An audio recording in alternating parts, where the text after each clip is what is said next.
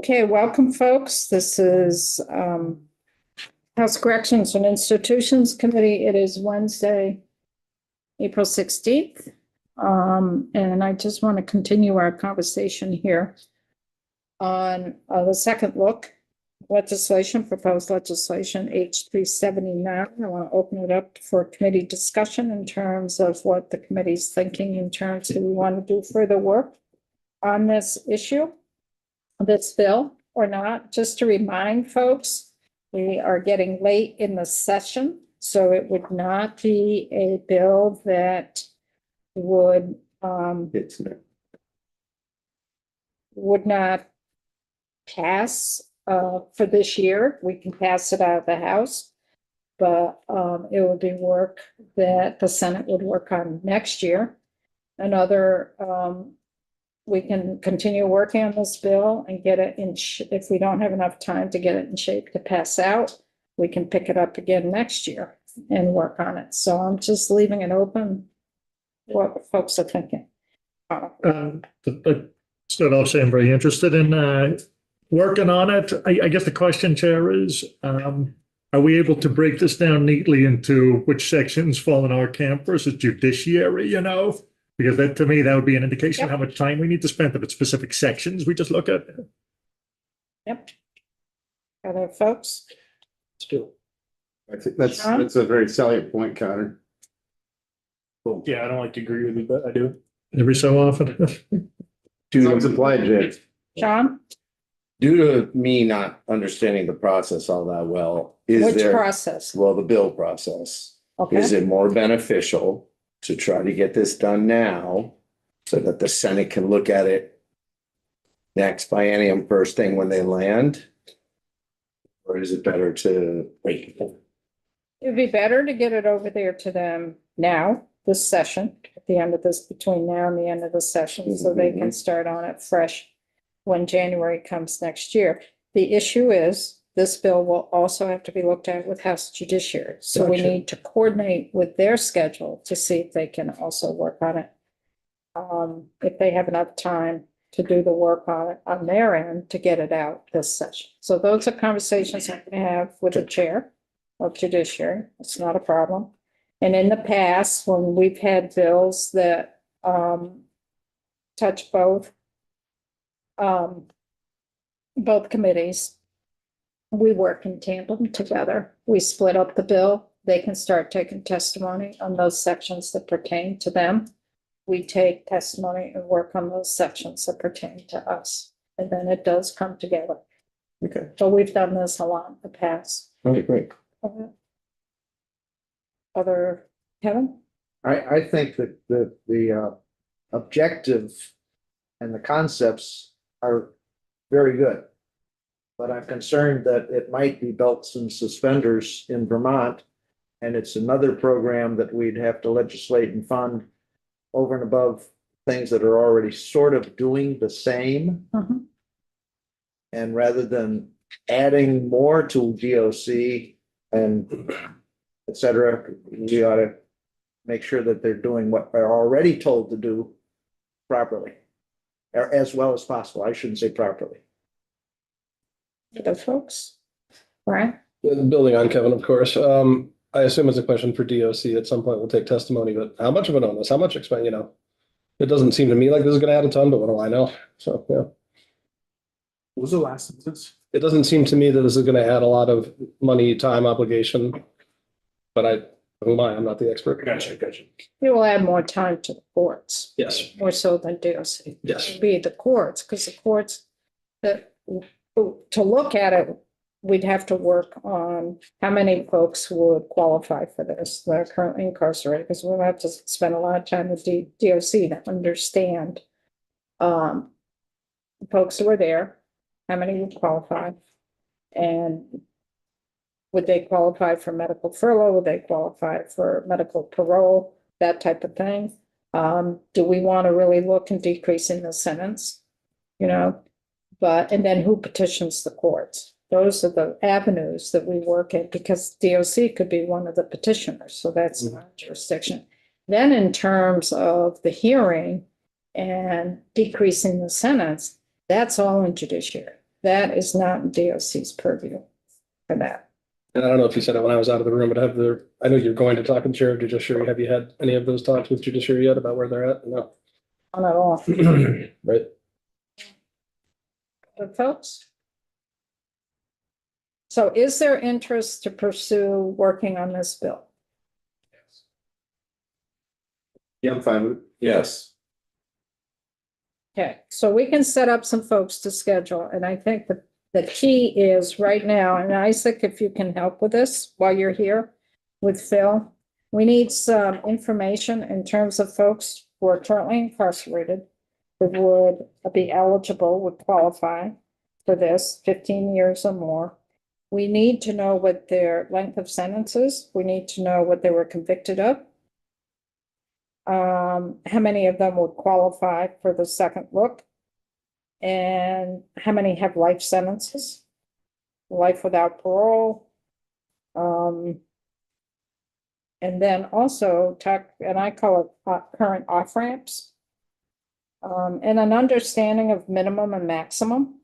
And when DOC, when someone is eligible to be released, when that is. Even though they may be eligible, they may not be released. So those are the areas that I was coming up with. What are some of the others that folks may be thinking to hear from DOC?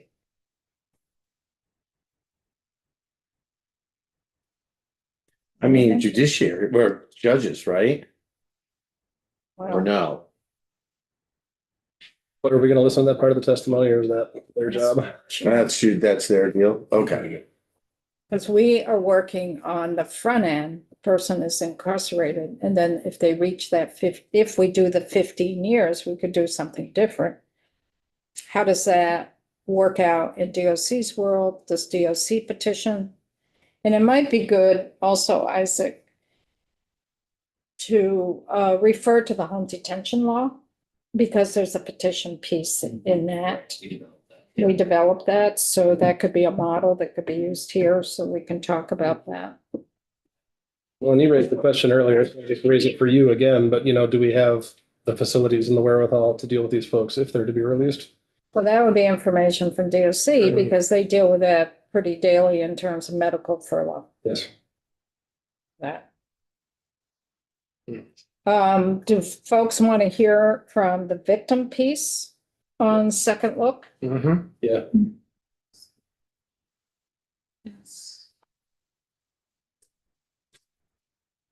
And although the Is that like Megan Place and those people? Like state's attorneys? Maybe Jennifer Pullman.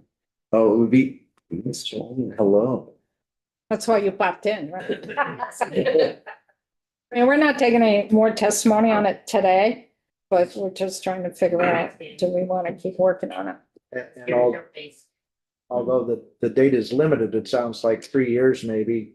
I'd like overall recidivism, even though the definition of recidivism seems to be soft or changing or whatever. Cost versus benefit is what I'm looking at. I see lots of benefit. But Benefit for what? for the incarcerated getting out early, for the family of the incarcerated Oh, coming okay. back, less cost for the. Right, state but of what's the Vermont. cost on But recidivism? if 50% are coming out and they're recommitting the same crime, then no, I don't want to see that happen because the victims are. But then you want to know the nature of it too, right? What's that? That's that glance, seeing it. Okay, Sure. Troy? It may be beneficial to get a big picture overview of how programming is structured within our corrections facility and how our restorative practices, our CJCs are involved as well. And I'm not talking about pre-sentencing or pre-charge Right. diversion. I'm talking about how our CJCs are connected to our incarcerated population. CJC's, Community Justice Centers, thank you. and they're the ones Primary that work on the vehicles. restorative justice. Yeah, they're doing. And this is going to be a bit of a can of worms. The impact of the recent decision. I mean, this is a Chittenden County question, right? The impact to fund only one CJC per county. And what is the impact that's going to have on the use of our CJCs and restorative work within our like just workload? I'm just thinking about what's going to be left behind if that That's proceeds. a whole conversation on CJCs. But that might, if we're standing up a program that, I don't know, that might be too much. No, yeah, You know, I'm just spitballing. we're coming to the end of the session, believe it or not, folks. It's an interesting, Talking Of and April. thinking at the same time. interesting question. Always dangerous. And we're not coming up on the end of the session. Middle of April, I'm thinking of time, middle of April. Adjournment is next month. You get to, We're all What do you hoping. think? Yeah, so I keep it. you have a date for us? June 17th. You have a date for us? We'll be out by Memorial Day. And this may just be an answer to a question, but does our current restorative justice program, and I'm using that generically because I don't know what I'm talking about, does it incorporate the opportunity for the victim and the assailants meeting already? That's already restorative part of it. justice. Yeah, that's part of your community justice centers. Because if not. But the connection is when a person is incarcerated, your community justice centers, and that was Troy's question, how does the community justice centers work with folks who are incarcerated? And there really isn't a linkage there. Or is there? And it may depend on certain counties, different counties. So that's what Troy was asking. Usually your community justice centers kick in when someone's out on furlough or parole. Or they could be on probation, that type of thing. But so that work does not take place within the facility. No. No space for it anyway, and yeah. Okay. There is some programs from There is. CJCs inside correctional facilities, but it depends on the CJC. Yeah. Yeah. So they're So it's not- volunteer organizations. So it's not performed. And your community justice centers and your restorative justice model, that you hold the offender accountable, and then the offender is to work to repair the harm to the community. And that could be a variety of ways. It could be with the victim, or it could be, say, they vandalized the cemetery. It's to work on repairing the headstones that they vandalized. It's that type of thing. That all came from Department of Corrections.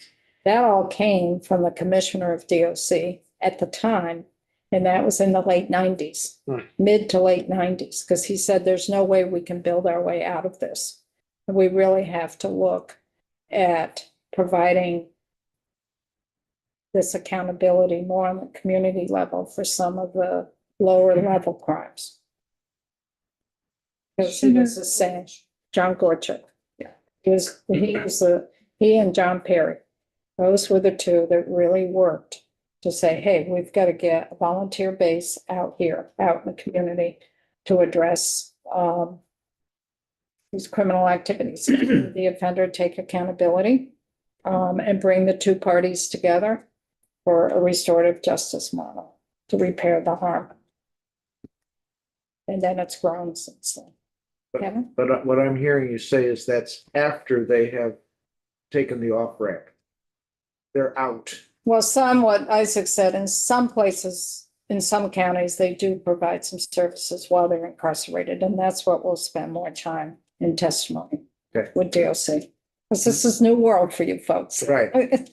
DOC, I'm trying to do it step by step for you all. I just see that the opportunity to do it before a decision is made that the off ramp is approved would be better for both the victim and those judging the off ramp. Mhm. Mhm. If that's not happening, I would think that would be a great addition. Other folks? So we'll set up some testimony. Bill can create the magic. He does it all. So we'll find time, and to look at our schedule too. I mean, it'll be great. I know DOC, you got a lot of things going on. But, we've got some time that we can do some work tomorrow and a little bit on Friday. Also, speaking of Friday for folks, I am not planning on working Friday afternoon. Okay. I know it's a weekend that people may have plans. May have family coming in, we may be traveling. So I am not anticipating working here Friday afternoon. We'll work Friday morning, but I'm not anticipating Friday afternoon. Good on it. Thank you. Because there's time, this is a weekend that families get together.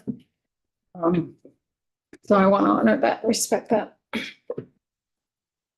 So we'll set up some scheduling here for 379. Go from there. That makes sense? Yeah. Okay, let's shift gears. We have scheduled. Thank you so much, everyone. Yeah. Yes, thank you. Thank Thank you. Get myself rescheduled here. You hanging out, Tim? Can't get enough of us. Because we can't get enough of ourselves. What year was it? It was 2000. So I remember you're in the showroom downtown. So I think there was like the Challenger. Remember MVU had that thing? Yeah. The Challenger program that ended up. Yes. Sounded great. We got hosted, but- I was so successful in my legislative run that I did visit the Department of Work. That was that. So we're gonna shift gears. We're gonna work on H32, which is the MOUD. The MOUD bill, so if you can bring out your bill, folks. We're gonna hear from Dr. Fred Lloyd, who's with the Connecticut Valley Addiction Recovery. That's in Lebanon, New Hampshire, right? That's Fred Lord, LORD. And What I'm did I gonna, say?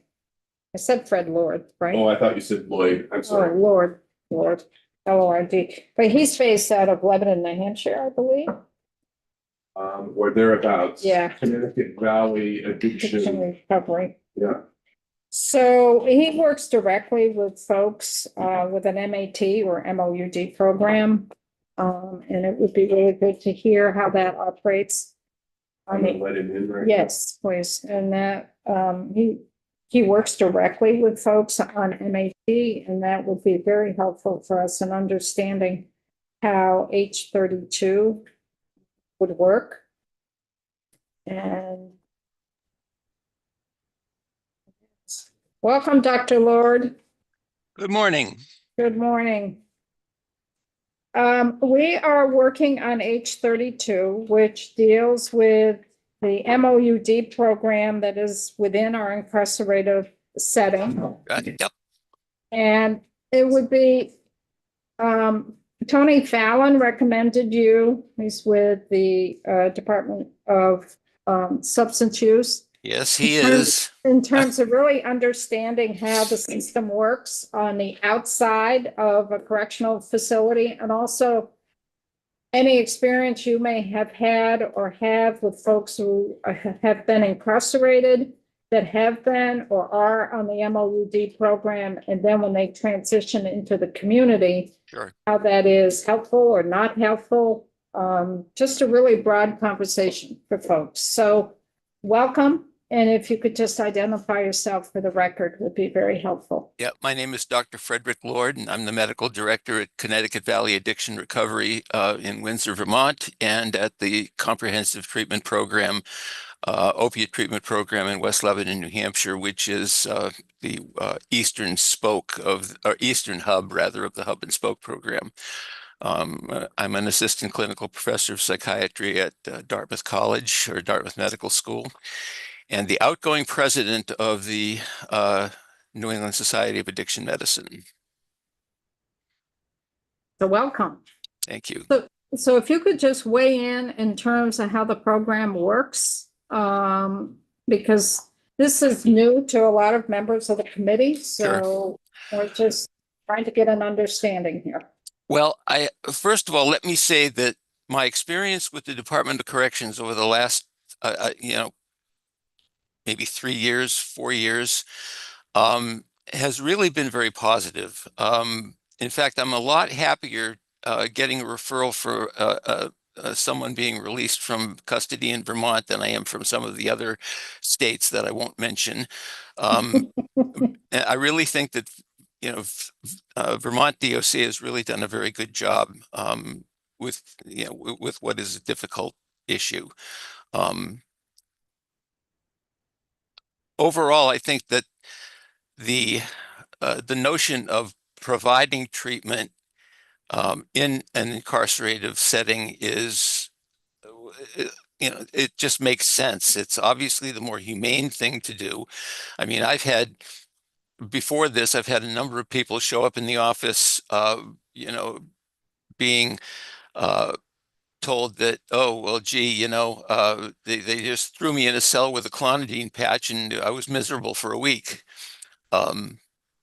That unfortunately was a common story. I don't hear that anymore. So that's good. The with the methadone,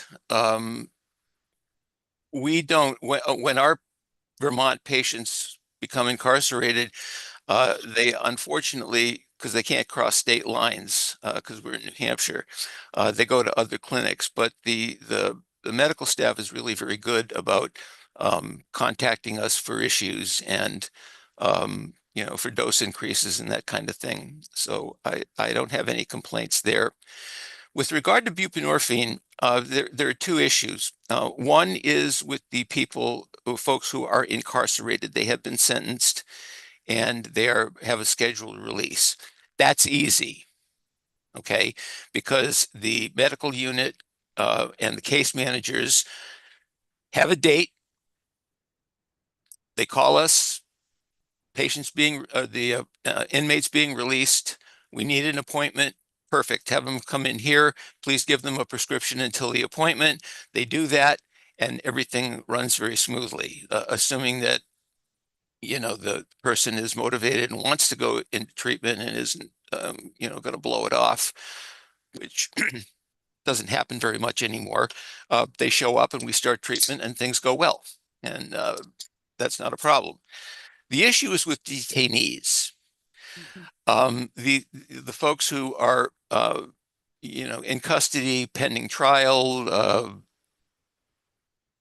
you know, whatever sort of adjudication that's going to happen, those folks can wind up going to court and being released from court with no notification to the facility. So the facility medical unit doesn't know that they're gone.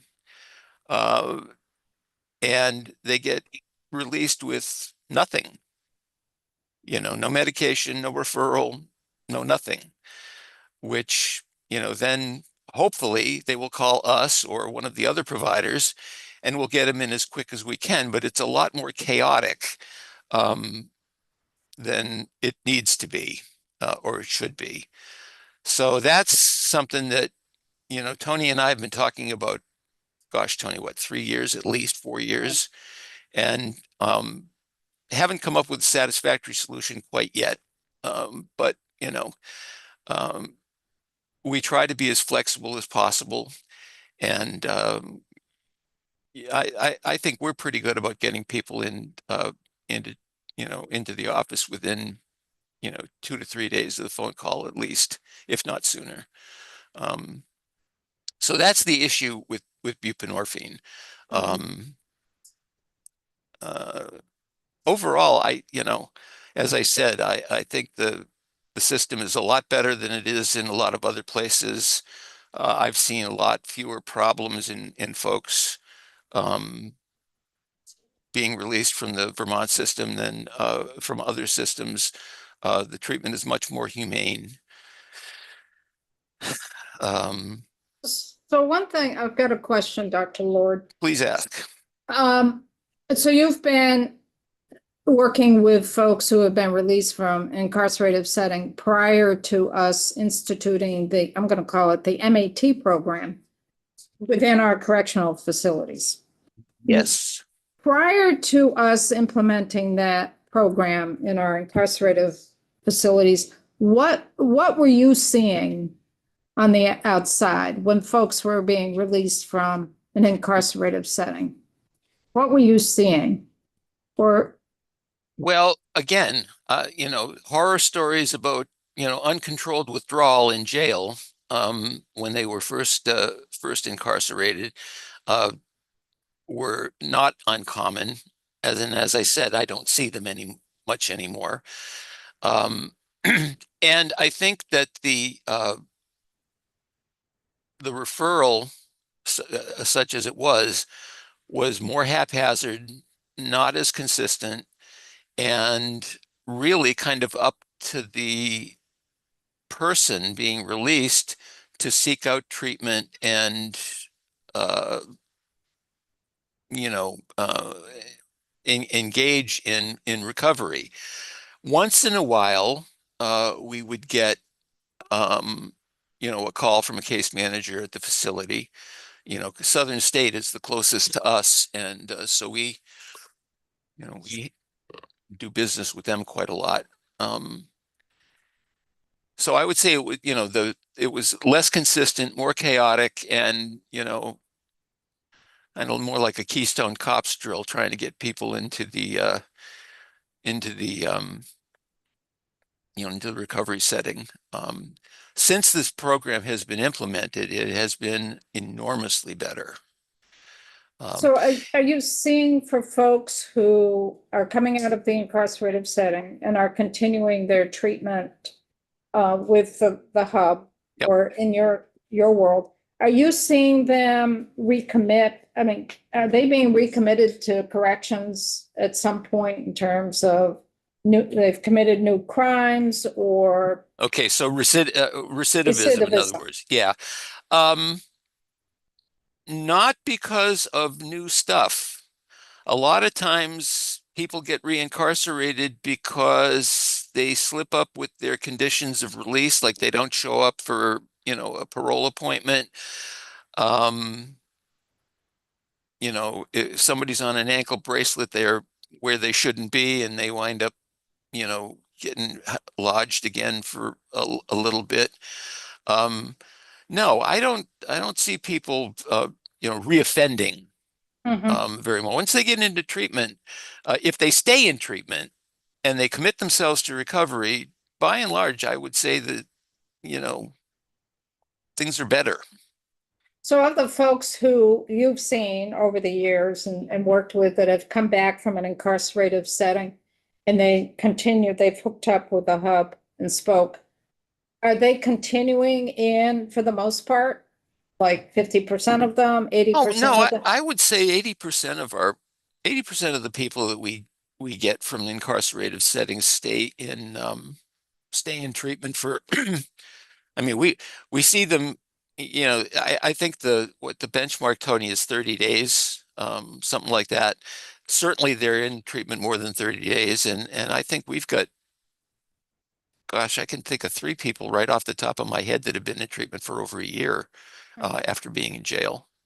At least in our office here. Right. And I'd have to think a little bit about, the OTP, but I think what you're getting at is, does initiating treatment in jail decrease the incidence of recidivism? And I think my impression, I don't have any hard data to back this up, but I think my impression is certainly that it does.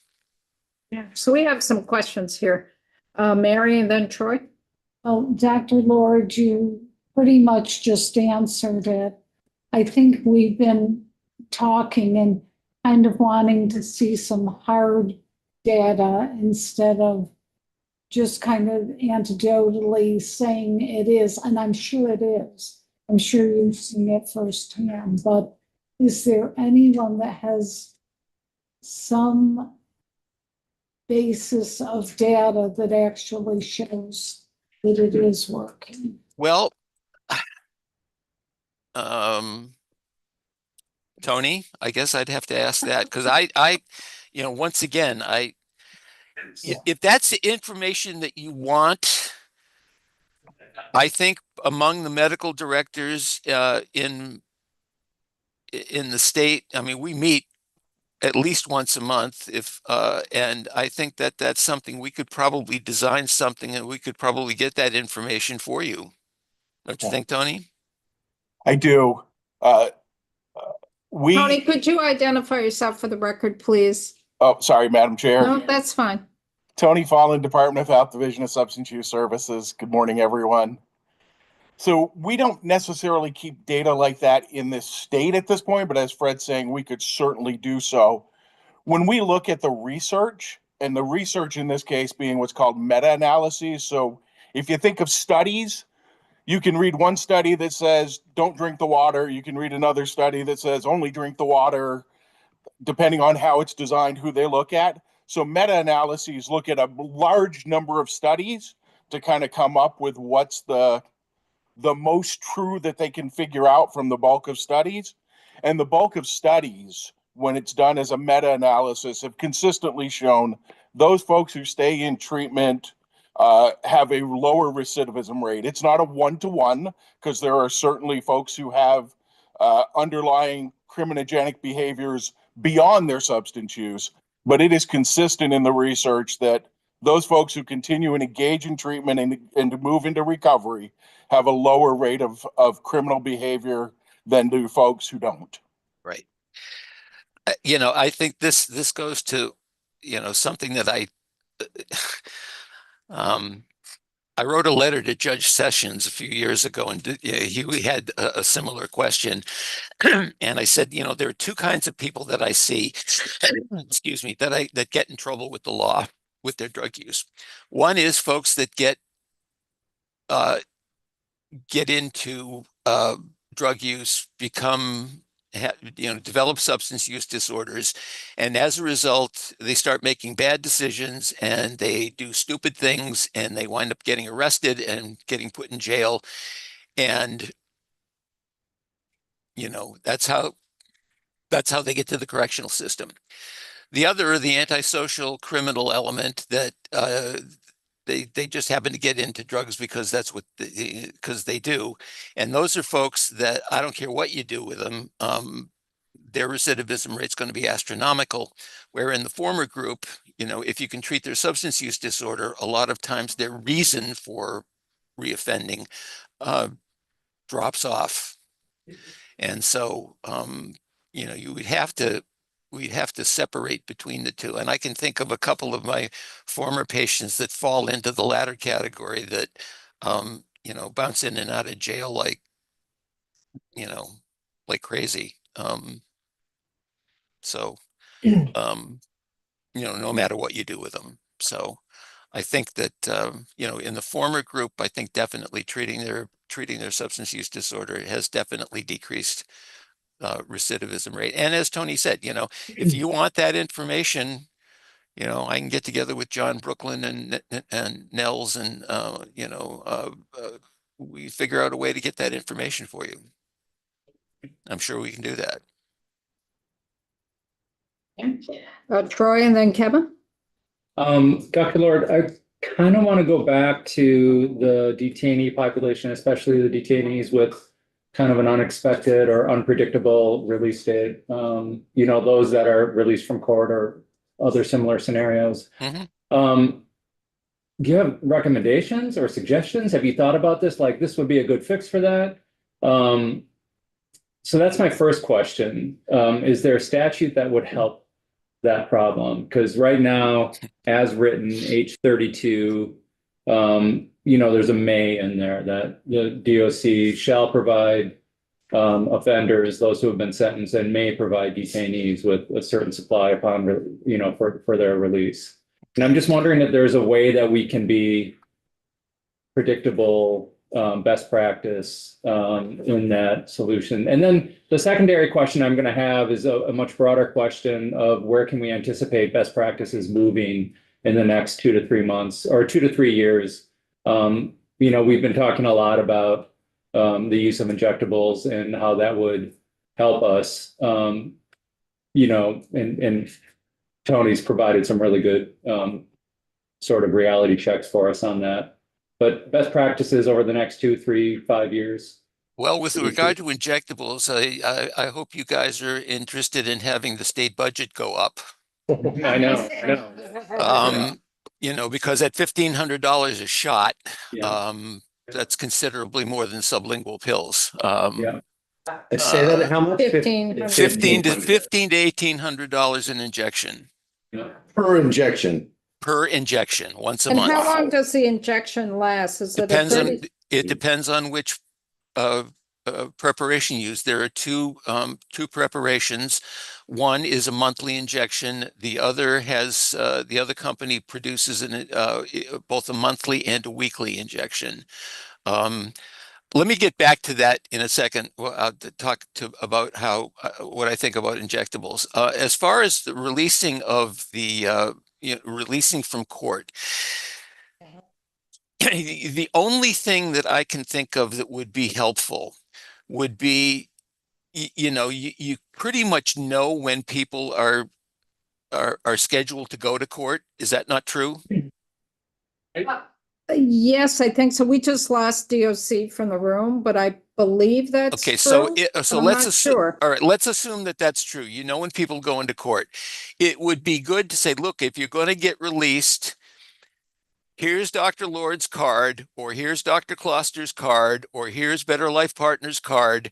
If you get released, call them, and they will, and we'll, get an appointment for you. They'll get an appointment for you.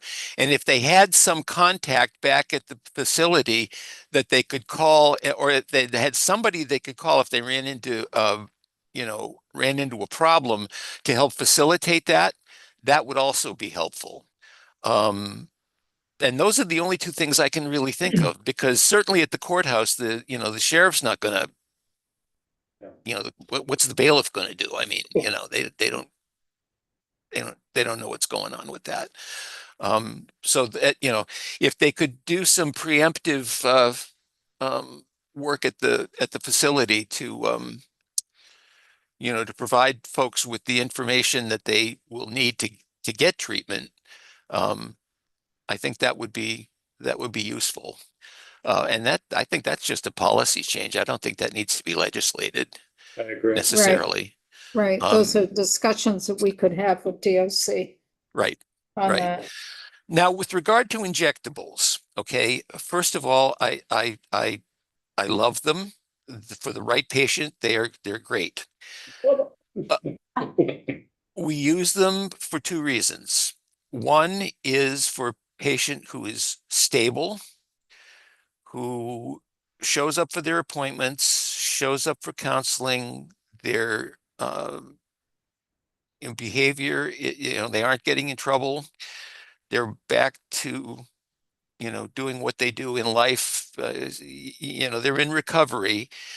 Urine drug screens are negative. And I view these pretty much as people who are going to get 27 take-home doses from the methadone clinic. They can come in once a month. And it does a lot of good things for them. First of all, it takes away any kind of addictive behavior. They aren't looking forward to taking a pill. They don't have the temptation to take an extra pill. They don't have to think about it. They just keep their appointment, they get their shot, and they go on their merry way. The other people that this is useful for are people who have a very high risk of diversion. People that I don't trust as far as I can see them with a prescription, even if it's only for a week. People that I'm worried about. Early in recovery, we like to see people frequently. When they first come in, they come in once a week to see either the doctor, the counselor, or both. As they demonstrate a degree of clinical stability, they graduate to twice a month, every 2 weeks, and then monthly. And I have a few people that I'm seeing every 6 to 8 weeks that do very well. The problem is that once you give them their shot, you're not going to see them again until your next shot. There's no incentive for them to come back to the office. Okay. So people early in recovery who have not demonstrated a degree of stability, I would not use an injection for. Because you won't see them again until it's time for their next injection. And if somebody is released from incarceration and they got their shot before they left, they've got 30 days. The next thing you know, recovery is done. Last thing on their mind, they're busy with other stuff, and they're lost to follow up. And I don't think that's a good situation. So I would not be in favor of using, obviously, if somebody's incarcerated and they're going to be there for a while and you don't want them to come down to the med unit to sick call every day to get their pills. You want to give them a shot once a month because they're going to be there for 5 years. You want to spend the money, that's fine. I think that, that would certainly be more efficient. But again, it's going to be an expensive proposition, and, people are already screaming about the state budget. So Anything else, Troy? No, thank you so much. That was helpful. So we have a lot more questions. Kevin, Gina, and Brian. Great. It almost seems too obvious, but couldn't we have as a condition of release that the individual needs to make an appointment and show up to an appointment with Dr. Lords of the world? It depends where they're coming from. If they're out on furlough, they've reached their minimum, they're out on furlough, that could be a condition. If they're out on parole, that could be a condition. Right. If they are a detainee and they're released from the court may set conditions on their release, or they may not. So that's a conversation with the court that would have to be a condition of their release. Right. So Does that make sense, Dr. Lord? It certainly does. that would make sense to me. Now I have to go all the way back to the beginning, and forgive me, committee. What is your definition of recovery? Okay. My definition of recovery, well, when I first got into recovery 32 years ago, my definition of recovery was don't drink and go to meetings. Yeah, right. If you're going to grow up, you have to put down all your toys. And so, abstinence from everything, attendance at meetings, don't do sketchy behavior,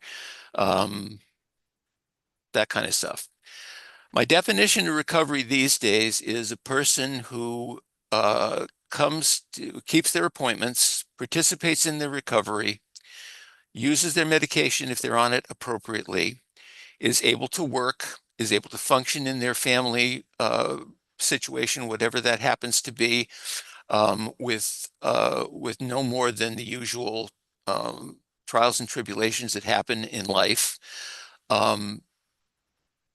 avoiding reoffending, basically following the rules, and being able to participate in life without, a lot of drama and shouting and screaming, kind of stuff. The notion of complete abstinence from all substances is not as universally held anymore. I've stopped worrying about people smoking pot. It's impossible. And now that it's been made legal, quote unquote, it's okay because it's just like alcohol. Only it's not. I don't like people to drink on buprenorphine because buprenorphine and alcohol don't mix very well. Neither does alcohol and methadone. But once again, they're taking care of their kids, they're working, their relationships are stable, they're housed, they're participating as a citizen, complying with their, participating in their recovery, their treatment, whatever that happens to be. I think that many people would say that that's a definition of recovery. Okay, thank you. Sure. So I know there's a few other questions, but I just want to pick up a little bit on what Kevin asked about recovery. Would a person who is addicted to opioid use, does MAT help them stay addicted?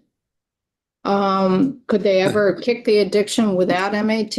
Well, kicking in the addiction is an interesting concept. Addiction or substance use disorder is a chronic relapsing illness that untreated is fatal, and that's the ASAM definition of addiction. Addiction is not something you get over. It's not something you outgrow. It's not something that you cure. You just don't. It requires attention for the remainder of somebody's life. The good, that's the bad news. The good news is you only have to do it a day at a time. As far as medication is concerned, the role of medication is to help stabilize a person's brain chemistry and stabilize their behavior such that they are able to, get over all of the chaotic stuff that happens, when they're in their full-blown addictive disease, which means to me that medication is insufficient by itself to help most people get into recovery. Participation with a recovery coach, with a counselor, with a 12-step group, with a smart recovery group, something is a necessary thing. And to put that in perspective, I've been going to meetings for 32 years. I still go. I don't have any interest in drinking. I have no interest in any of that stuff, but I still go because I don't want to. Okay. As far as kicking the medication, getting off the medication, people who are on medication treatment for addictive disease for less than a year have about a 60 to 70% relapse rate. If they're on it for more than 2 years, it drops down significantly if they were to stop. At best, if somebody is on medication-assisted treatment, is doing everything that they're supposed to do, participating in recovery, their recovery capital is quite high, and they've got a good plan, their relapse rate at best is 50% if they discontinue their medication. There are some people who can do it. I've had people do it. I've had people taper off their medication and do extremely well. I've had other people taper off and within a month, 6 weeks, 2 months, a year at the most, they're back, if they make it back.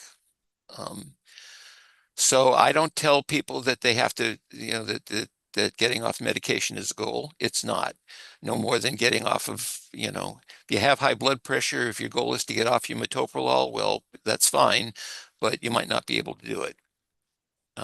If you're diabetic, you might be able to control your disease with diet and exercise. Most people can't. You need your insulin, you need your metformin, whatever it is. So that's how I view it. It's a lifelong illness that needs to be taken care of lifelong. That's the bad news. The good news is that there's treatment available for it and there's hope. Thank you for that. Sure. Gina and then Brian?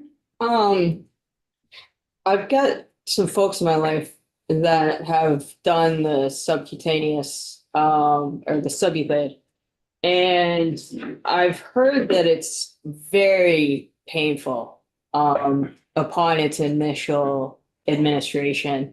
And I'm just wondering if that discourages people from taking it, and is it always a good solution if it's something that's got some adverse side effects on its initial administration? Again, pain is in the eye of the beholder. In some people, it's uncomfortable, but they tolerate it just fine. There are other people that it's like, oh my God, this is awful, but they keep coming back because the freedom from from having to take a pill every day, having to take medication every day, is worth it to them. We haven't had anybody discontinue their injectable because they couldn't stand the pain. Most people who are, terrified of needles and that sensitive to pain don't want to start to begin with, for that very reason. And that's fine. That's fine. The other thing is that, needles can be triggering, to people. And so a lot of people don't want anything to do with needles, and I don't blame them. And that's fine. That makes sense. Sure, and just kind of a follow-up question. It makes a lot of sense to me that when you take the ritual of having to take something every single day out of the equation with the subcutaneous stuff, would you say that you're having a higher success rate of eventually tapering people off with the injectable? I've had more people taper off with the injectable than with pills, yes. And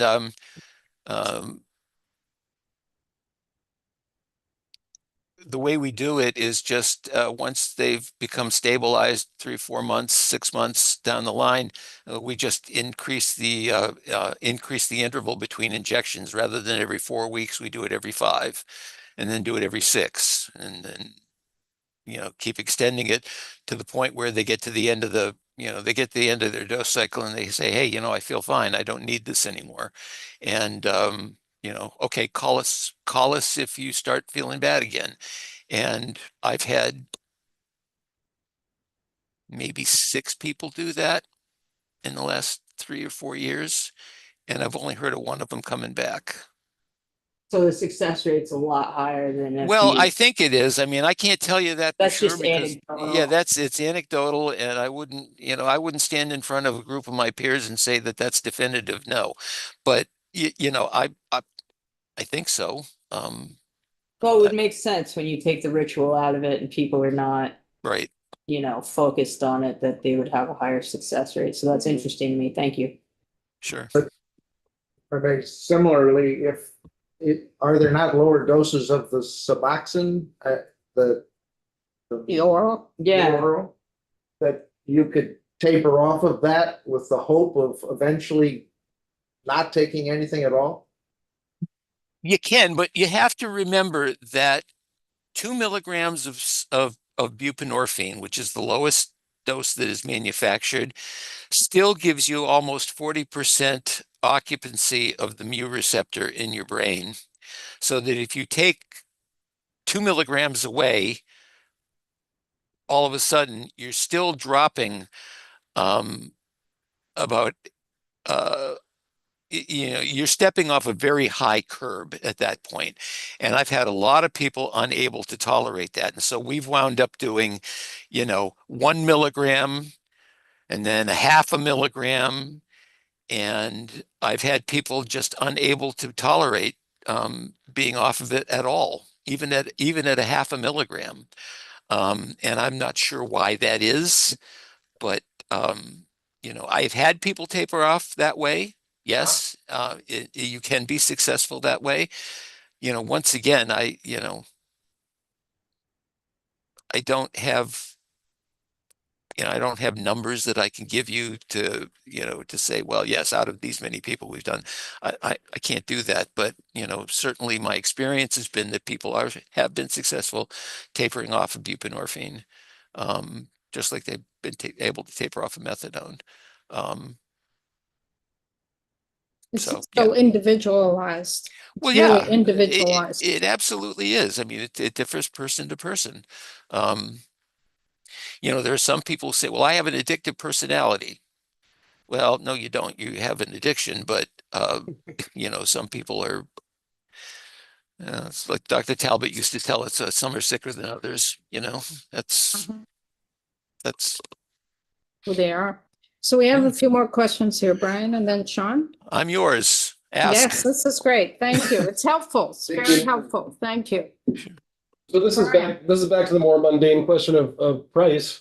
If it's 1,500 or 1,800 for the injectable for a month, I mean, that's 50 or 60 a day. What does the comparison say for sublingual? And then part 2, is there any reason to expect that the injections will become much cheaper anytime soon? If I knew that, I'd run out and buy stock. Yeah. I,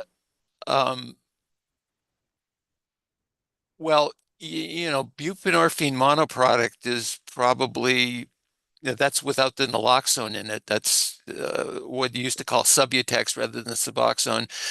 You know, that's, you know, a few dollars a day. Okay. You know, let's see, at a, I'm trying to think. 60. Suboxone Don't is, do math in public. yeah, well, I'm just trying to remember what people tell me that the stuff cost. Tony? Yeah, we, as part of the conversation with the Department of Corrections in transitioning from buprenorphine monoproduct, what we used to be called Subutex, which we did because of price. It used to be, I think, 87 cents per 8 milligram wholesale. In looking at being able to move to the combination tablet, which is generic combination or generic Suboxone tablet for all intents and purposes, the price point on that has come down to about the same. So my understanding from the Medicaid pharmacy folks who did the research for us was that we're talking just under $1 per 8 milligram tablet per day. Okay, so you're talking about $2 a day for someone who's on a 16 milligram dose. So, yeah, amounts are difference. Okay, thanks. Sure. Huh? I had his exact same About question. $60 $60. versus 1,500. That adds up, but Well, that's considered 1,500 if it's monthly, because I Right. heard something that says weekly, Weekly, so it could right. even be Could be 100 more. times. And that's what DOC was trying to look at in terms of the cost of the medication, but also the staffing costs around thinking that maybe if they could move to the injectable, there would be the cost savings from staff time, Medline, and the pill itself, and they found it isn't that cost saving. So, Dr. Lord, one thing that we've heard is if someone is on an injectable, and then you quickly take them off of it, could be very dangerous. Either if they're coming into a facility, correctional facility, and they've been on an injectable, or vice versa. If we do injectables while they're incarcerated and then they come out and don't have access to that, is there some real health or physical ramifications for that? Well, if somebody's on an injectable and they're on a monthly schedule, depends on when they come in. It depends on, you know, When in that month. when they got their shot and when they're due for their next one. Right. But I would say that as long as somebody ought to be okay within the within the 30-day window. And in point of fact, you know, I've had people that have had to delay their shot for a week just because of scheduling problems. You know, my babysitter crapped out, the car died, I can't get in. I'll come in next week, and they've been okay. We haven't had any major problems. As far as, you know, if they're on an injectable on the outside, and then you bring them into the facility, they really should be okay until it's time for their, until the time they start feeling withdrawal symptoms, which will come on gradually, and then you start dosing them with the sublingual tabs. So the one thing that you do that has become much less of a problem now that, you know, DOC has been doing treatment. If people are incarcerated for a period of time and unable to access opiates in the facility, if they've been there for 2-3 months or more, and then they come out, their danger of a fatal overdose is astronomically higher than anybody else, because their tolerance has dropped off to nothing. And although they can rebuild their tolerance over time, you just can't depend on, especially with the stuff that's on the street now. I mean, one person can take, out of the same batch, one person can, use the product and be fine. The other person uses the product and wakes up not breathing. So, Mhm. so the danger of releasing somebody untreated with an opioid use disorder, is extremely high. One of the reasons we implemented it in our correctional facility. Exactly. That's Yes, exactly why we did it. exactly. So the other thing that we hear quite often too is if someone's on the MAT, MOUG program, and particularly while they're incarcerated, aren't we just feeding into their drug habit? No, you're treating the drug habit. You're treating it. It's treatment. It's not there. You're taking away all of the, you're taking away all of the incentive to do illegal behavior. You're taking away all of the, the intoxication withdrawal merry-go-round that they're on. This notion of trading one drug for another. My question is, what's your point? We're using a medication to treat an illness. We're not, I mean, look at it this way. If somebody's got a broken leg, um, are you going to treat them with an addictive drug? Sure you are, because they have pain. They need their medication. There's something that you're going to treat. These people have addictive disease. We're using medication to treat their addictive disease, not to get high, not to reinforce,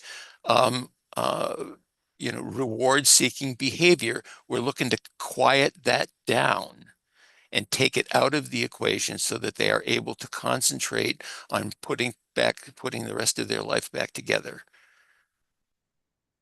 Am I making Kevin? sense? I think so. Kevin? Okay.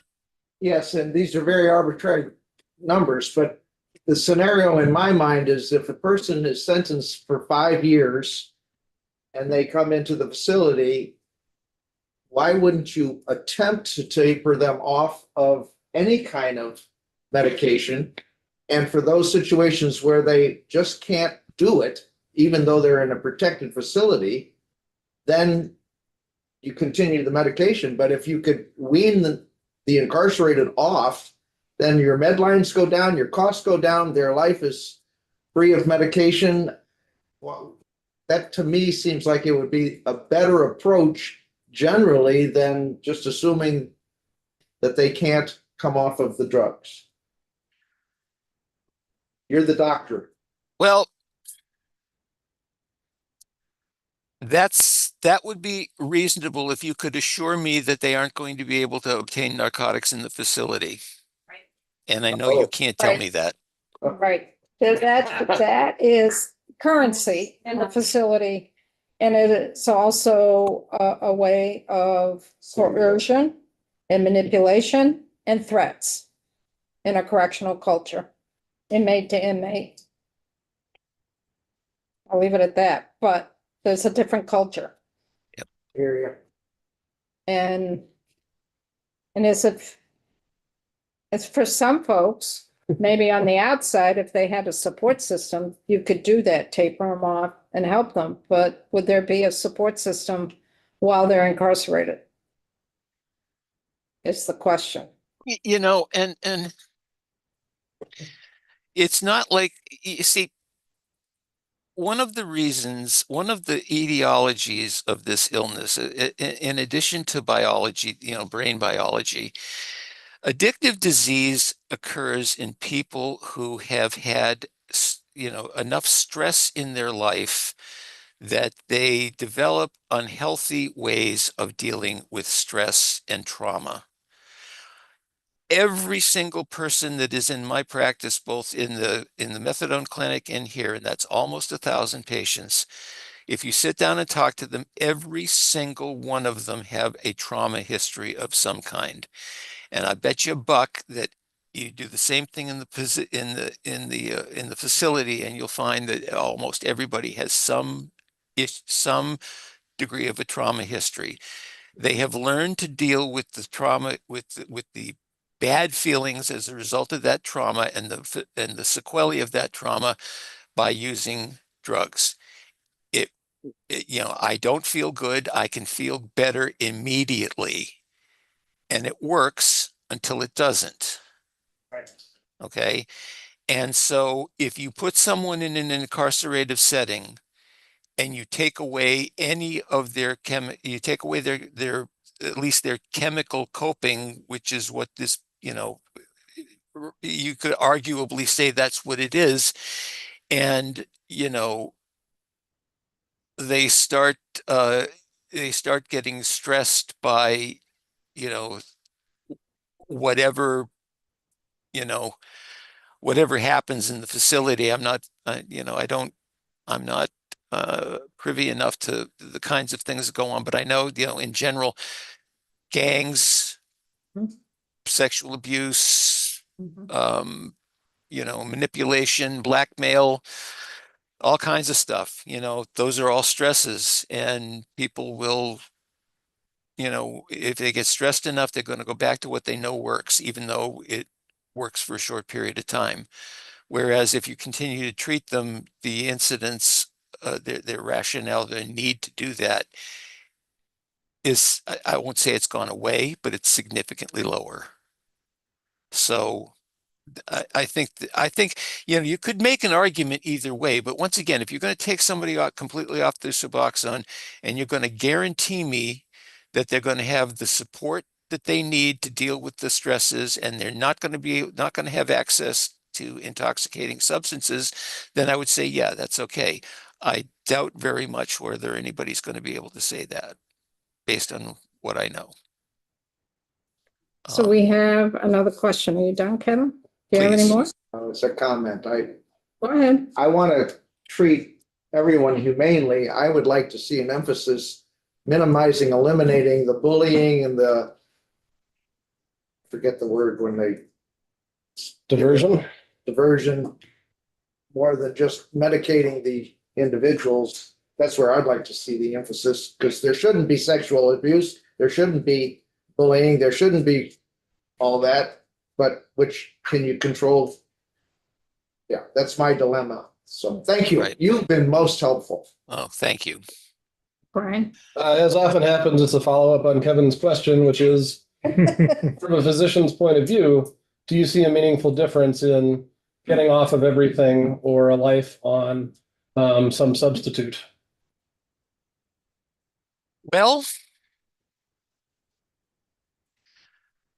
I have to tell you that, when I got out of treatment 32 years ago, next week, by the way, 32 years ago next week, I was not, Congratulations. thank you. I was not privy to medication treatment because the Board of Medical Practice frowns upon people being on medication for opiate use disorder and actively practicing. So, back then, the only medication that was available to physicians anyway was naltrexone, which is an opiate blocker, a complete opiate blocker. And that was pretty much reserved for anesthesiologists because, those are the guys that have their drug of choice in their hand every day, and it's a remarkable trigger.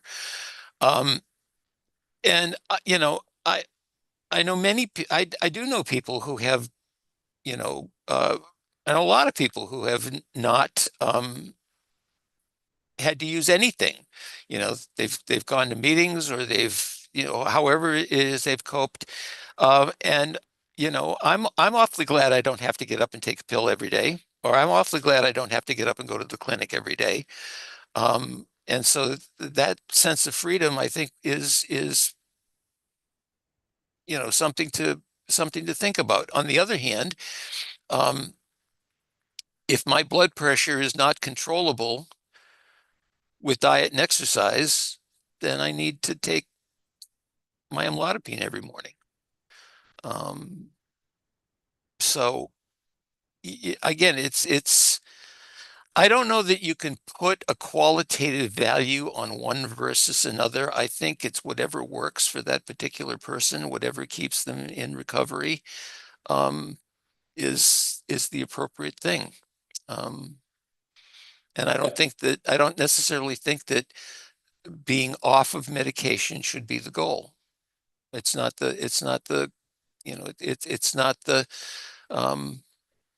It's not the goal. The goal is to maintain somebody in recovery, and, you know, to get their life out of the sewer and back into the world. That's the goal. And however you can make that happen, that's okay with me. Thanks. Sure. Other questions, comments? So Dr. Lord, what you've really seen since the MOUD program has been established within our correctional facilities, you've seen on the outside that that has been very beneficial for those folks. And you have seen, for the most part, I don't want to put a percentage because there probably isn't one, but that it's really helped folks to continue in their recovery and continue the work with the hub and spokes once they're released. Yes. Unquestionably. Unqualified, yes. Mhm. But the question is, how do we deal with those folks who are detainees who are released from court? And you gave us some thoughts in terms of, you know, when they're going to a court date, the DOC gives them your card or another doctor's card and say, hey, this is the person you should connect with, as well as here's a contact within our own facility if you need some backup or you can't make the appointment or something. Like a case manager for recently released people Right. that they can call for up to, you know, A certain, month. you know, whatever or month so. afterwards, something like that. Yeah. Yeah. Yeah. Anything else? Anything else from the committee? Any other questions, thoughts? Anything else, Dr. Lord, or you, Tony? Either one? No, you know, once again, this program, this is a good thing and this should continue. It's good medicine, it's good policy, you know, it's humane treatment. And I think I speak for all of the medical directors in Vermont in saying that whatever we can do to facilitate this, we are happy to do. Well, I thank you for your testimony. I think it's been very, very helpful for the committee. I know this topic is new to some committee members. And it's a topic sometimes it's really hard to understand. And I think the committee's asking a lot of good questions and really trying to work their way through this. Well, first of all, I'm flattered that you asked me and to be here.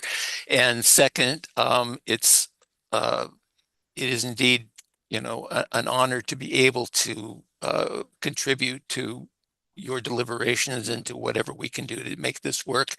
And please accept my standing invitation. If you have questions or if there's anything that I can provide for you, I am at your immediate disposal. Great. And you operate out of Windsor and West Leb? I have two offices. I have one in Windsor, Vermont. That's the main office, and that's where I am most of the time. And then I'm 2 mornings a week at Habit OPCO, the Acadia CTC program in West Lebanon. Yes. That's great. Well, thank you so much. Yes, thank you very much. You're very welcome. Okay, thank you. Have a good day. You bet. Yes, Thank you, everyone. Thank you, Tony. Thanks. Oh, Thank you, absolutely. Tony. Thank you. Yep, we'll be back to this, I'm sure. Great. Okay. So Take it's care, all. noontime, so it's lunch. So let's go off. If